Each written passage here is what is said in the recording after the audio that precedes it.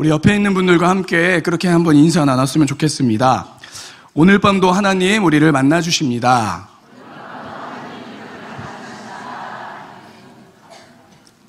네, 하나님 오늘도 동일하게 우리 가운데 역사하여 주실 줄로 믿습니다. 제가 아까 전에 전화를 한 통 받았는데 이런 전화를 받았어요. 오늘 예배가 마친 이후에 교회에서 잘 수 있습니까? 이런 제가 질문을 받았어요. 그래서 담임 목사님이 그 전에 이렇게 설교 때 그렇게 말씀을 하셨대요. 혹시 지방에서 올라오시는 분들이 계시면 예배가 마친 이후에 교회에서 주무실 수 있습니다. 그 이야기를 듣고 저한테 이렇게 이야기를 하시는 거예요. 그래서 제가 교회에서 주무실 수는 있는데 숙박시설이 잘 갖추어진 것은 아니고 그냥 일반적인 교회에서 그냥 잠만 자시면 됩니다. 이렇게 말씀을 드렸어요. 근데 그분이 좀 목소리가 좀 실망하시는 것 같아요. 그래서 제가 한 가지 더 덧붙여서 말씀드렸어요. 그런데 오늘 담임 목사님이 교회에 안 계십니다. 그러니까 그분이 이렇게 저한테 이렇게 탄식을 이렇게 했어요. 그리고 오늘 말고 다음 주에 올라오시겠다고 그렇게 말씀하셨습니다. 그래서 제가 이 이야기를 듣고 조금 전에 김지훈 목사님에게 또 그런 이야기를 들었는데 또 저한테 전화하신 분 말고 또 다른 분이 그렇게 문의를 하셨나 봐요.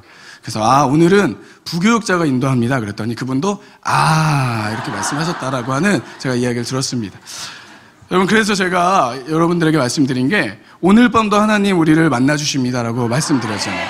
왜냐하면 제가 부족하지만 제가 연약하지만 벌써 목소리도 이상하잖아요. 그러나 이것과 상관없이 하나님 일하실 수 있는 줄로 믿습니다. 성령님 우리에게 동일하게 역사하여 주실 줄로 믿습니다. 네, 아멘이시죠? 네, 하나님은 불가능이 없으신 분이시기 때문에 그렇게 역사하여 주실 줄로 믿습니다. 성경에 보면 다윗이라고 하는 인물이 나옵니다. 다윗에 대해서 알고 계시죠? 다윗이 하나님한테 들었던 굉장히 영광스러운 칭찬이 하나 있어요. 그 칭찬이 무엇인지 아십니까? 다윗이 하나님께 들었던 누구나 다 듣고 싶은 칭찬, 그것은 바로 이는 내 마음에 합한 자다. 내 마음에 합한 자라고 하는 것이 어떤 뜻인지 알고 계시죠? 내 마음에 맞는 사람, 이는 내 마음에 꼭 드는 사람이다 라고 하는 칭찬을 받았습니다. 다윗이 어떻게 하나님한테 이런 칭찬을 받을 수 있었을까요? 하나님께서는 성경에 참 많은 인물들이 나오는데 왜 그 중에서 다윗을 가리켜서 이런 말씀을 하셨을까요? 사도행전 13장 22절에 보면 이렇게 나옵니다. 다윗을 왕으로 세우시고 증언하여 이르시되 내가 이새의 아들 다윗을 만나니 내 마음에 맞는 사람이라 내 뜻을 다 이루리라 하시더니, 다윗은 하나님의 뜻을 이루어갈 수 있는 사람이었습니다. 그래서 하나님께서 그를 칭찬하시는 거죠. 이는 내 마음에 쏙 드는 사람이다. 이는 나의 영광을 이루어갈 수 있는 사람이다. 하나님께서 다윗을 그렇게 칭찬하셨습니다. 많은 성경의 인물 중에서 하나님께서 특히 좋아하는 사람이 있었다라는 거예요. 하나님 공평하신 분이고 공정하신 분인데 우리 모든 사람들을 다 사랑하시는데 그 중에서 하나님 마음에 쏙 드는 사람들이 있었다라고 하는 것이죠. 하나님께서 이러셨다면 우리가 오늘 살펴보고자 하는 성령님도 마찬가지입니다. 성령님도 마음에 드는 사람이 있다는 거예요. 성령님이 함께 하고 싶은 사람이 있다라고 하는 것입니다. 그런 사람이 과연 어떤 사람일까요? 성령님이 함께 하고 싶어하는 인물이 과연 어떤 인물일까요? 그 전에 성령님이 찾는 사람이 있는 이유에 대해서 살펴볼 때 우리가 전제해야 되는 것이 있습니다. 꼭 알아야 하는 것이 있습니다. 그것이 무엇일까요? 그것은 바로 성령님이 인격적인 분이라고 하는 것입니다. 성령님은 비인격이 아니라 우리가 그냥 이용할 수 있는, 사용할 수 있는 그런 성령님이 아니라 인격을 가지시고 감정과 의지와 지식을 가진 그런 분이 바로 성령님이라고 하는 것이죠. 성경에 보면 이런 이야기가 나와요. 발람의 이야기, 발락의 이야기. 여러분 알고 계시죠? 모압 왕 발락이 이제 이스라엘과 전쟁을 하는데 이스라엘을 저주하기 위해서 마술사를 불렀습니다. 그 마술사가 바로 발람이라고 하는 인물이었어요. 이 발람이 발람에게 이스라엘을 저주해라, 그들이 전쟁에 패하게끔 해라라고 돈을 주고 사주했습니다. 근데 발람이 이스라엘을 저주할 수 있었을까요? 없었을까요? 왜냐하면 하나님께서 그렇게 말씀하셨기 때문이죠. 그런데 하나님의 뜻을 아는, 하나님을 경외할 줄 알았던, 비록 마술사였지만 하나님에 대해서 알고 있었던 이 발람이 돈에 또한 마음이 흔들렸잖아요. 그래서 그렇게 나아가는데 그 발람을 막아 세운 그런 존재가 있었어요. 무엇이 막아 세웠죠? 발람이 타던 나귀가 발람을 막아 세웠습니다. 그리고 이 나귀가 자기가 원하는 대로 가지 않자 발람이 어떤 행동을 벌였을까요? 이 나귀를 죽이려고 했어요. 근데 우리가 인격적인 존재라고 할 때 그런 반응을 보일까요? 나귀를 대하듯이. 내가 원하는 대로 가야 되는데 이가 가지 않으면 이걸 죽여버리려고 하는 그런 모습을 보일까요? 그렇지 않다는 거예요. 인격적이지 않다는 거예요. 비록 하나님의 사자를 발견하고 이 나귀가 멈췄어요. 그리고 하나님께서 그 입을 열어서 내가 너와 평생을 함께한 나귀인데 내가 언제 너에게 해가 되는 일을 했냐? 이렇게 이야기를 했죠. 그러나 입을 열었지만 발람에게 이야기를 했지만 나귀는 인격적인 존재는 아니었다는 거예요. 그래서 지속적인 상호작용은 일어나지 않았습니다. 우리가 이런 모습들을 볼 때 인격적이지 않다라고 생각할 수 있어요. 그럼 거꾸로 이야기를 하면 성령님께서 인격적이다라고 하는 것, 성령님께서 인격적이다라고 하는 것은 이 나귀와 다르다는 거예요. 우리가 그냥 이 나귀를 우리 마음대로 부릴 수 있는 것이 아니라 성령님을 대할 때 우리 마음대로 우리가 원할 때 우리의 기도를 들어주십시오. 그것으로 끝날 수 없다라고 하는 것이에요. 성령님께서 원하시는 것이 있고 성령님께서 원하시는 사람이 있다라고 우리에게 동일하게 말씀하고 계십니다. 오늘 우리에게 주시는 말씀을 통하여서 성령님이 좋아하셨던 사람, 성령님이 그 위에 계셨던 사람 시므온의 이야기를 통하여서 과연 그가 어떤 인물인지 함께 살펴보는 시간을 가지려고 합니다. 시므온에 대해서 세 가지 내용들을 함께 살펴보고자 하는데 첫 번째로 시므온은 의로운 사람이었습니다. 그렇게 성경에서 기록하고 있죠. 이 디카이오스라고 하는 이 헬라어 단어는 히브리어 차디크라고 하는 단어에 해당합니다. 창세기 6장 9절에 있는 노아에 대한 이야기를 다룰 때 나왔던 차디크라고 하는 히브리어 단어에 해당이 됩니다. 이 단어는 하나님과 사람의 법을 준수하는 정직한이라고 하는 뜻을 가지고 있습니다. 우리가 보통 의롭다라고 이야기를 할 때 어떤 뜻을 가지고 있는지 우리가 대충 알고 계시죠. 의롭다, 정의롭다. 우리가 이런 단어를 떠올릴 때 공의로운 재판관을 떠올리면 이해가 좀 빠를 것 같습니다. 재판관이 판결을 굽게 하지 말고 판결을 흐리게 하지 않고 동일한 기준으로 행하는 것, 그것을 가리켜서 우리는 의롭다라고 이야기를 합니다. 공정하게 법대로 하는 사람이 바로 의로운 사람이에요. 그리고 하나님을 잘 알고 따라가는 사람을 가리켜서 이 의롭다라고 하는 디카이오스라고 하는 단어를 사용하고 있습니다. 주로 사회가 악해지면 이러한 공의가 굽어진다라고 이야기를 합니다. 사회가 점점 악해지면 악해질수록 가진 사람은 더 잘 살고 가진 사람은 더 많이 누리게 되고 가지지는 못하고 힘이 없고 빽이 없는 사람은 점점 괴로워지고 착취당하고 어려워진다라고 하는 이야기들을 우리가 많이 듣게 됩니다. 그런데 이스라엘 시대에도 동일했어요. 이스라엘 시대에도 이스라엘 백성이 점점 하나님을 떠나서 멀리 떠나가게 되면 이스라엘에도 그런 일들이 일어났다는 거예요. 재판이 자꾸 굽어져요. 공의로운 판결이 일어나는 것이 아니라 저울추가 공정하지 못하다라고 하나님께서 말씀하십니다. 이스라엘에 하나님께서 이스라엘 백성들의 죄악을 책망하실 때 자주 말씀하시는 그런 두 부류가 있어요. 그것은 바로 과부와 고아들. 이렇게 힘이 없는 존재들이 점점 더 어려워진다는 거예요. 이들이 점점 더 착취당하고 억압받는 일들이 일어나게 된다라고 그렇게 이야기하고 있습니다. 우리의 사회도 마찬가지입니다. 우리가 하나님을 점점 떠나게 되면 우리 사회에서도 그런 일들이 일어난다는 거예요. 의로운 일, 공정한 일, 하나님 보시기에 기쁜 일들이 일어나는 것이 아니라 계속해서 저울추가 굽어지는 것처럼 공정하지 못한 일들이 우리 가운데 일어나게 된다라고 우리에게 말씀하고 계십니다.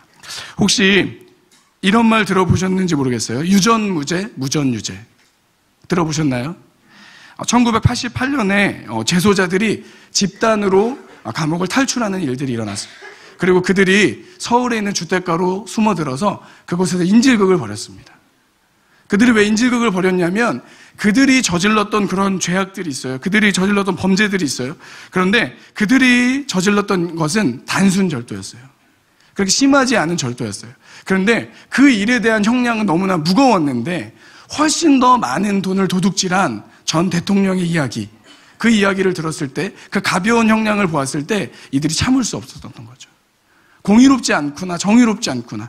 돈 가진 사람들은 죄가 적고 돈 가지지 못한 사람들은 죄가 많구나. 그래서 그들이 이 말을 외쳤던 것이죠. 이 이야기가 영화 홀리데이라고 하는 영화로도 만들어졌다고 합니다. 사회가 점점 악해지고 하나님을 떠나면 이런 일들이 자꾸 일어난다는 거예요. 공정하지 못한 일들이 자꾸 일어난다라고 하는 것이죠. 최근에 우리가 듣게 되는 교회의 세습에 대한 이야기들이 계속해서 우리에게 들려오고 있습니다. 교회 세습이 어떤 건지 알고 계시죠? 이제 큰 교회를 이루었던 담임 목사님이 자신의 아들에게, 자신의 친척에게 그 교회를 물려주는 일들. 그런데 이 일들에 대해서 비판하는 사람들이 그런 이야기를 해요. 공정하지 못하다. 왜냐하면 오늘날은 목회자들이 참 많아졌잖아요. 목사들이 참 많아졌잖아요. 그렇기 때문에 이제 예전에는 목회자면 다 단독 목회도 하고 담임 목사도 되고 그랬다고 하죠. 근데 지금은 목회할 교회가 없다는 거예요. 그래서 그 자리에 올라가기 위해서 잘못된 모습이지만 스펙도 쌓고 좋은 백도 만들고 좋은 줄도 서고 이런 잘못된 모습들이 계속해서 나타나는 거죠. 그런데 좋은 부모 만났다고 해서 그들이 아무런 노력도 하지 않고 하나님 앞에 씨름도 하지 않고 큰 교회를 물려받는 일들, 공정하지 못하다라고 이야기를 합니다. 교회마저 이런 모습들로 일관하고 있기 때문에, 교회에도 이런 죄악들이 계속해서 보여지고 있기 때문에 우리가 얼마나 하나님을 떠나 살아가고 있는지 우리는 우리의 모습을 돌아볼 수 있다라고 하는 것이죠. 이런 모습을 가리켜서 의롭지 못하다라고 이야기를 합니다. 그런데 오늘 말씀에 나오는 시므온은 의로운 사람이었습니다. 사람 앞에서 의로운 사람이었고 하나님 앞에서도 동일하게 의로운 사람이었었다라고 이야기를 합니다. 하나님의 법을 잘 지키고 따르는 것, 하나님의 율법과 말씀을 잘 알고 지키는 사람, 그렇기 때문에 시므온에게 성령님이 그 위에 계셨다라고 말씀하고 계십니다. 우리도 하나님께서 좋아하시는, 성령님이 함께 하시는 이런 의로움이 우리 삶 가운데 나타나기를 간절히 소망합니다. 두 번째로 시므온은 경건한 사람이었습니다. 이 경건하다라고 하는 말, 율라베스는 종교적 의무에 투철한, 헌신된 그런 의미를 가지고 있습니다. 다른 말로 하면 하나님을 경외하는 이라고 하는 뜻을 가지고 있다고 합니다. 무엇인가에 심취되어 있는 상태를 이야기를 합니다. 경건하다라고 하는 것은 적당히 신앙생활하는 것이 아니라, 적당히 하나님을 사랑하고 믿는 것이 아니라 무엇인가 심취되어 있는, 무엇인가에 푹 빠져 있는 그런 상태를 가리켜서 경건이라고 이야기를 합니다. 그런데 이 경건은 겉으로 드러나는 것이 경건이 아니라 속으로 있는 내면의 그런 경건을 이야기하고 있습니다. 제가 21살이 되어서 신학교에 입학을 했습니다. 그리고 교회에서 제가 신학생이기 때문에 그런 좀 부담감이 있었던 것 같아요. 내가 교회 안에서 그래도 신학생인데 기도도 열심히 하고 예배도 잘 드리고 그렇게 해야지. 그래서 제가 기도의 자리, 예배의 자리를 잘 찾아다녔습니다. 그런데 실제 저의 생활은 그렇지 못했던 것 같아요. 세상과 양다리를 많이 걸쳐 있었고, 그리고 저의 모습과 내면 가운데는 하나님을 닮아가는, 하나님을 사랑하는 모습들이 거의 없었던 것 같습니다. 그럼에도 교회의 자리를 계속해서 지키니까, 기도의 자리를 지키니까 주변의 사람들이 저에게 그렇게 경건하다, 역시 신학생이다라고 하는 그런 칭찬을 많이 해줬어요. 근데 제가 내 마음속으로는 너무나 괴로웠습니다.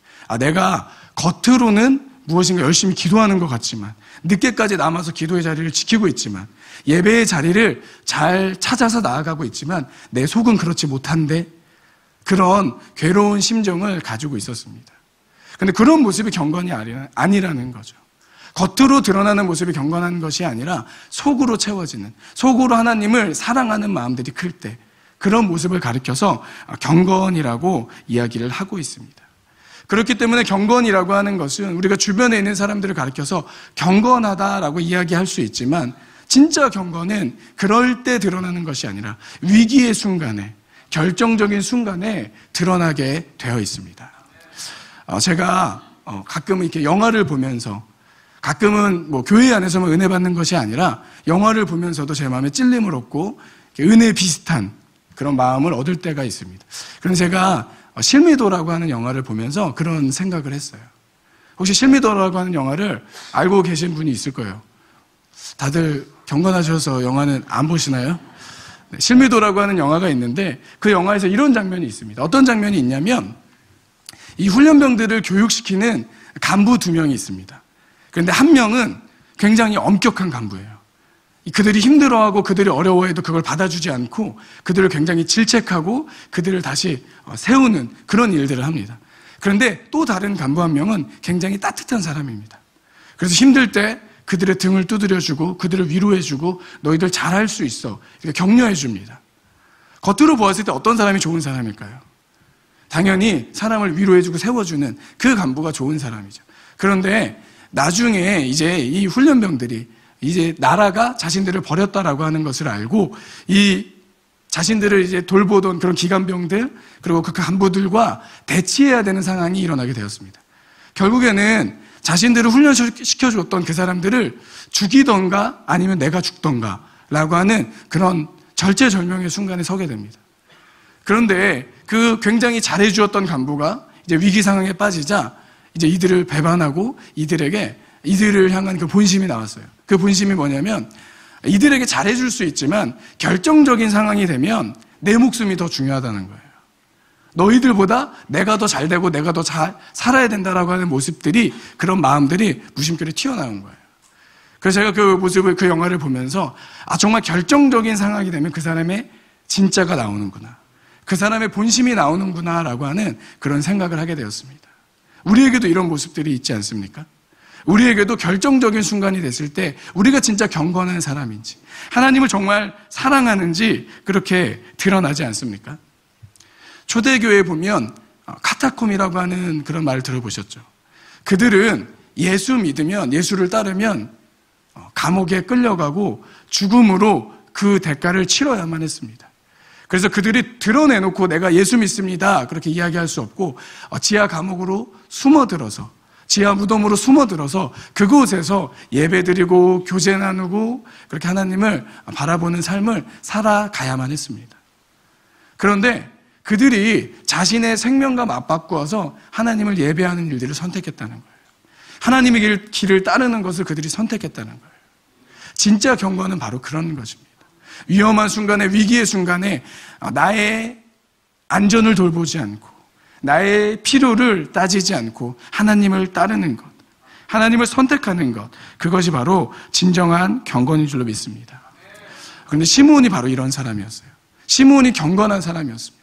그의 삶이 자기가 원하는 삶을 살아가기보다는 예수님을 위해서 자기의 모든 것을 포기하는 삶, 자기의 모든 것을 내려놓고 예수님의 그런 길을 준비하는, 예수님을 만나기 위한 삶, 그런 삶을 시므온이 살아갔습니다. 그래서 시므온을 가리켜서 경건한 사람이라고 이야기하고 있습니다. 우리 또한 이런 모습이 있기를 간절히 소망합니다.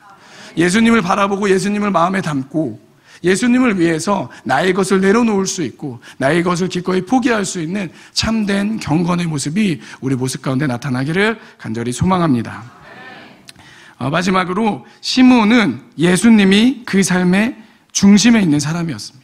이것이 우리에게 있어서 가장 중요한 것 같습니다. 성령 충만에 있어서 가장 기본적인 조건이 바로 이 내용인 것 같습니다. 예수가 내 삶의 중심인가 아니면 우리가 성령님을 이용하려고만 하는가. 사도행전 8장에 보면 시몬이라고 하는 마술사가 나옵니다. 이 시몬이라고 하는 마술사는 사마리아 성에서 굉장히 큰 마술을 행했던 사람이었어요. 그런데 굉장히 큰 마술을 행하고 그곳에서 많은 입지를 가지고 있었는데 갑자기 빌립이 복음을 가지고 그 땅에 들어오게 됩니다. 그리고 복음을 전하는데 자기가 가지고 있던 마술, 귀신의 힘을 빌어서 마술을 행했겠죠. 그리고 놀라운 일들이 일어났겠죠. 그런데 그런 일들과 비교되지 않는 일들이 일어나게 되었던 거예요. 하나님의 말씀이 그곳 가운데 선포되자, 하나님의 복음이 그곳 가운데 전해지게 되자 자기가 따라할 수 없는 놀라운 일들이 그 성 가운데 가득한 일들을 시몬이 보게 됩니다. 근데 이런 일들이 이상한 것이 아니라 당연한 일인 줄로 믿습니다.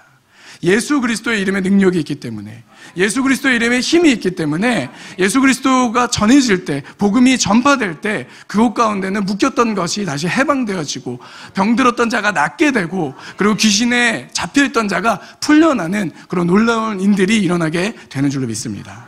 이런 일들이 그 성 가운데 가득했다라고 하는 것이죠. 그러자 이 시몬이라고 하는 사람이 사도들을 찾아와, 빌립을 찾아와 그렇게 이야기를 합니다. 내가 많은 돈을 줄 테니 그 능력을 나에게 파십시오. 내가 예수 이름을 이야기를 하면 나에게도 동일하게 그러한 일들이 나타나게 해 주십시오. 성령님에 대해서 대단히 오해하고 있었다는 거예요. 성령님이 인격이신데 마치 내가 돈을 주고 사서 내 맘대로 쓸 수 있는 것처럼 착각하고 있었다라고 하는 것이죠. 그런데 이 시몬에게만 이런 모습이 나타나는 것이 아니라 우리에게도 이런 모습이 나타날 때가 참 많은 것 같습니다. 우리가 무엇인가 기도할 때 하나님의 도우심을 간절히 구하며 성령님 찾아와서 우리 가운데 역사하여 주십시오. 그렇게 기도하지만 인격적인 성령님으로 우리가 모셔드리는 것이 아니라 마치 우리가 계획하고 우리가 뜻하는 일들을 성령님께서 오셔서 도와주시기를, 우리가 원하는 것을 이루어 주시기만을 바라는 그런 모습들이 우리의 모습 가운데, 우리의 신앙 가운데도 있다라고 하는 것이죠. 제가 청소년 부서를 맡아서 사역을 오래 했었습니다. 그런데 가끔 교육부서 내에서도 그렇게 기도할 때가 참 많았어요. 어떤 기도냐면 수련의 모든 방향과 그리고 제목들, 그리고 목적들을, 이유를 다 정해놓습니다. 그리고 우리 마음대로, 우리 생각대로 다 정해놓고 기도하는 거예요. 하나님, 수련회가 우리가 정해놓은 대로 이렇게 이루어지게 해주십시오. 우리의 방향대로 되어지게 하여 주십시오. 우리가 그렇게 기도할 때가 있다는 거예요. 여러분, 그 기도가 물론 안 하는 것보다 낫지만 처음부터 잘못된 기도를 우리가 할 때가 있다는 거예요.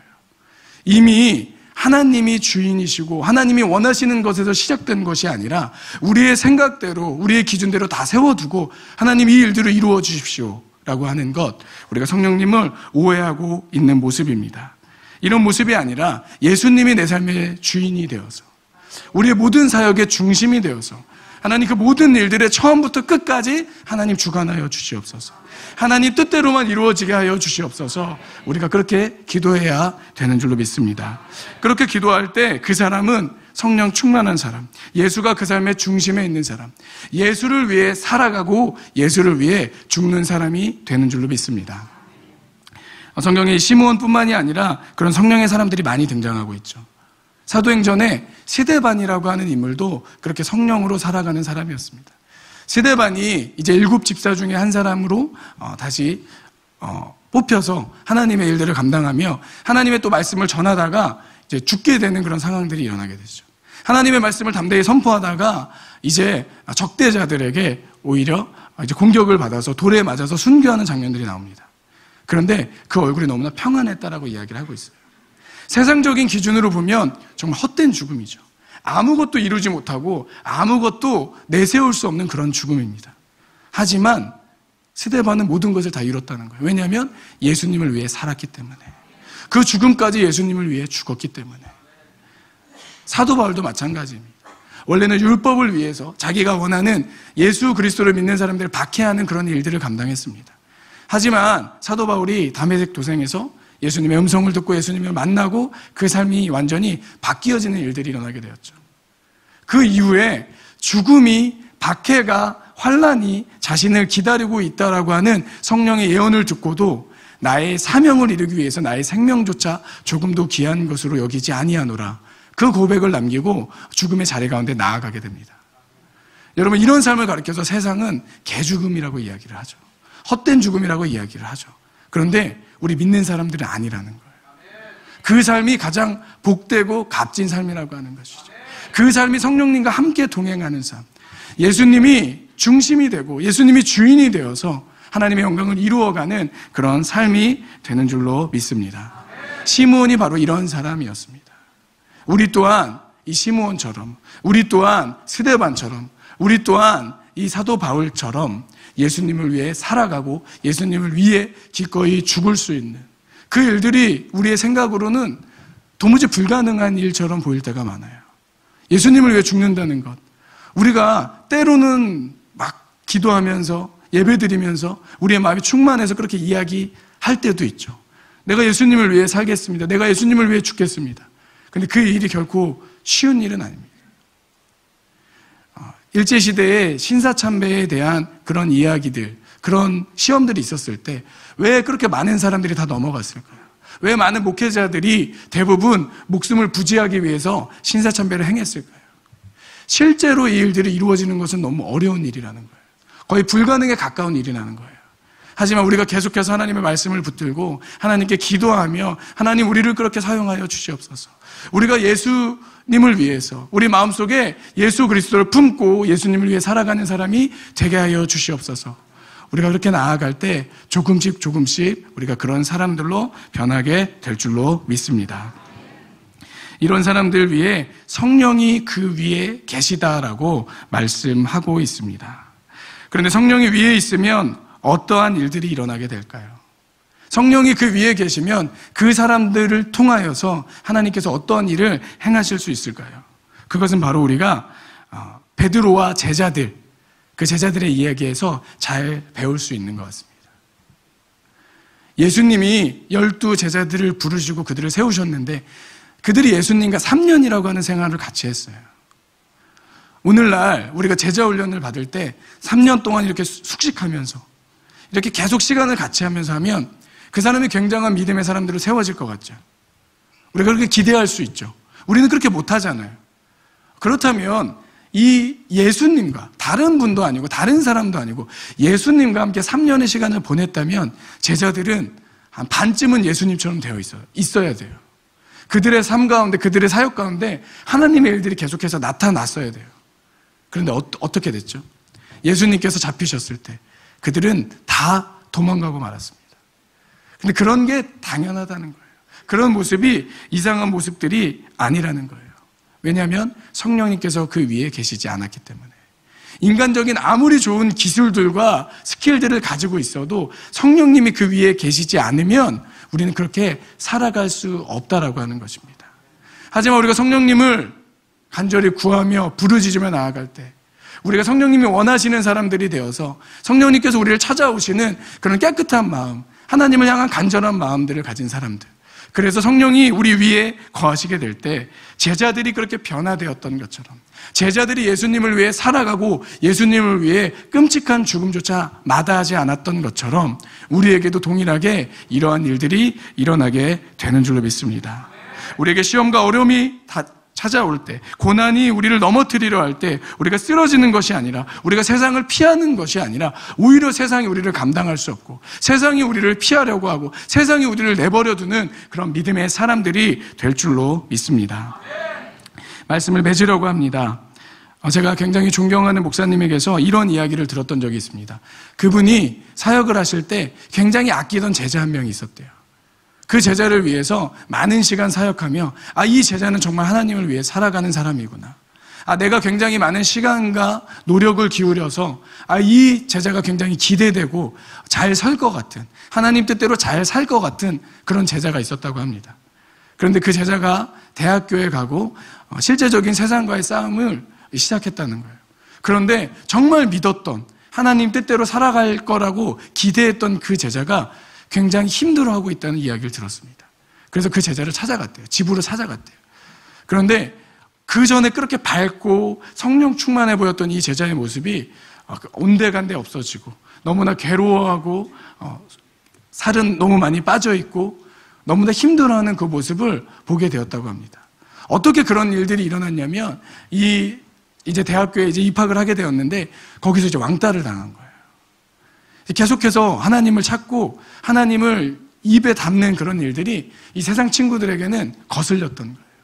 그래서 이 친구를 왕따시켰다고 합니다. 근데 그 괴로움이 너무나 심해서 이제 정상적인 생활을 할 수 없을 정도로. 그래서 바깥에 생활하지 못하고 집에만 처박혀서 나오지 않는 그런 모습으로 완전히 변하게 되었다고 합니다.